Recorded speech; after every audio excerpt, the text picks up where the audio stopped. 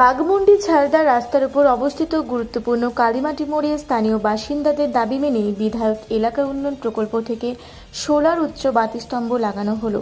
উদ্বোধন করলেন বিধায়ক। বাঘমুন্ডি বিধানসভা সুশান্ত মাহাতো মহাশয়। উপস্থিত ছিলেন পুরুলিয়া জেলা পরিষদ কর্মাধ্যক্ষা খাদ্য ও সরবরাহ দপ্তর নমিতা সিং মুড়া, বাঘমুন্ডি পঞ্চায়েত সমিতির সভাপতি মল্লিকা চক্রবর্তী, সহ সভাপতি মানস মেহতা, বিশিষ্ট সমাজসেবী নিকুঞ্জ মাঝি, সুধাংশু কুমার, মনোজ মণ্ডল, মিহির কুইরি, নীতিশ পরামানিক, প্রসন্নজিৎ মুখার্জি, সুজয় কুইরি ও আরও অনেকে। কালীমাটি বুথের গ্রাম পঞ্চায়েত সদস্যরাও রয়েছেন। আপনাদের সকলকে এখানে আসার জন্য অশেষ অশেষ ধন্যবাদ। এরপর আমি আমাদের বিধায়ক মাননীয় সুশান্ত মাহাতো মহাশয়কে অনুরোধ করব এই সোলার বাতিটির শুভ উদ্বোধনের জন্য।